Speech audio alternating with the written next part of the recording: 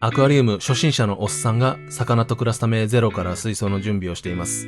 前回フィルターのパイプ改造が終わったんで、本体の方をセッティングします。まず前回使ったエーハイム専用ホース黒。これを給水パイプに取り付けて長さを今測ってます。画面なくてごめんなさい。そして付属の緑のホースとダブルタップも準備して、これはホース切るごっついハサミですね。で、セッティング間違えないように注意点をね、結構読み直してます。ネットではダブルタップのパッキンが入ってなかったっていうレビューもあったりしたんで、結構ちゃんと確認してますね。で、これ大丈夫でした。では、ホースの接続です。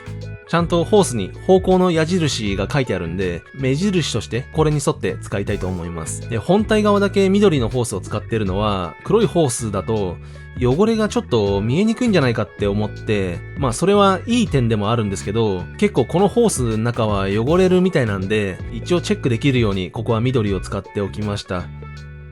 で、結構何度も説明書をチェックしてますね。もうフィルターはアクアリウムの心臓って言ってもいいと思うんで、ミスがないように結構慎重にやってます。で、適当な長さでカットします。短い方がスッキリすると思うんですが、少し余裕を見て切っておきました。で、ダブルタップを接続します。画面の通りこのホースが結構一発目硬くて入りにくいですよね。最初にこのホースを触った時、すっげえ硬えなって思ったんですけど、水が結構ガンガン流れるんで、この硬さにも意味があるんじゃないかなって思って、そのままメーカー品を使うことにしました。こっからはもう給水と排水を考えて、切っては接続を繰り返すだけです。一応こんな風にラベルが見える箇所を使っていきます。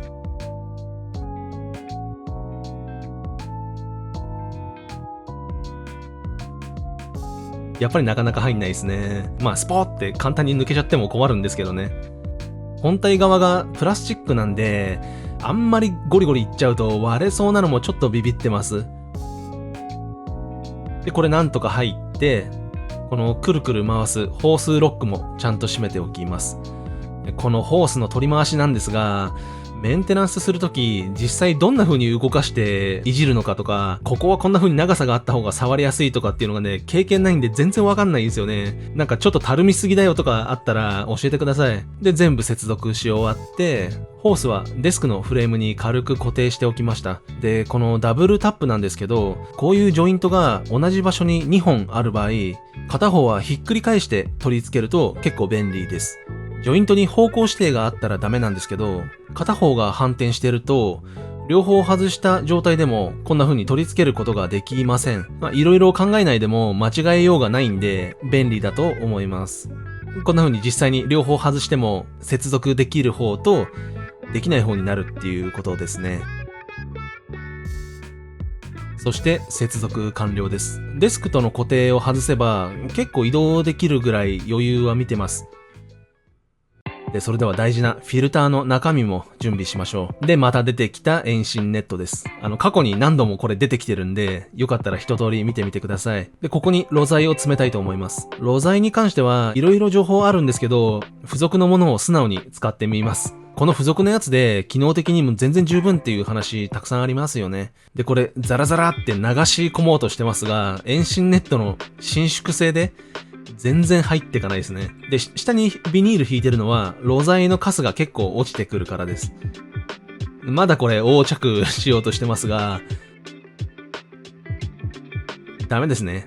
全然入んない。素直に一つかみずつ入れなさいあなた。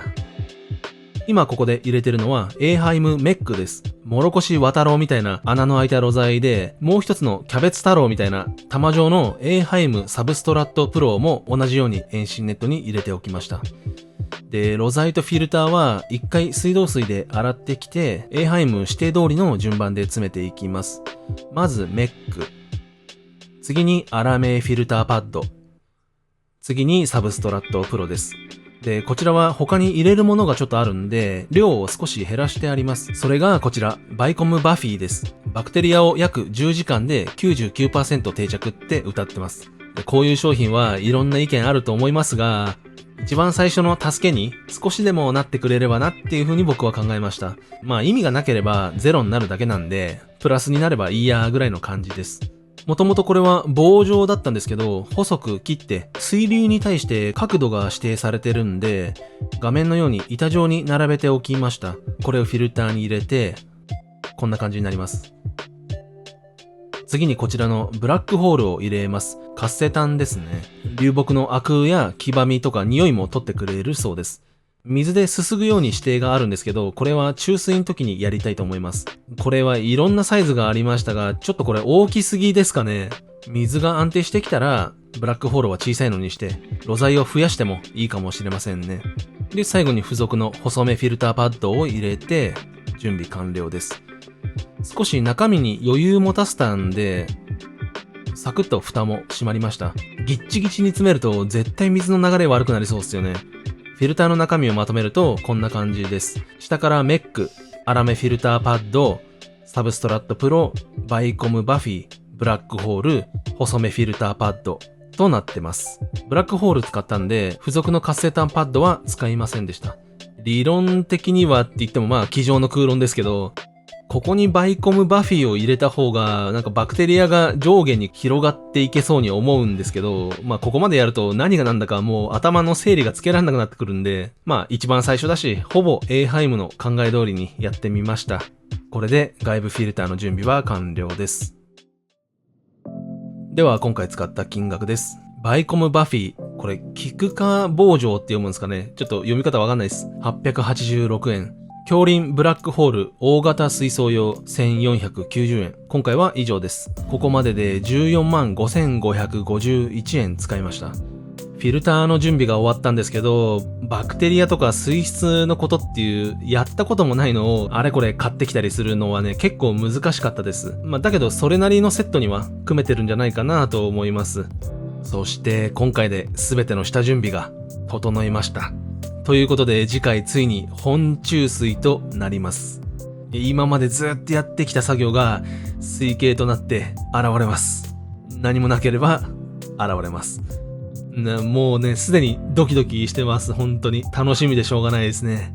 皆さんも楽しみにしてもらえたらと思います。それではまた。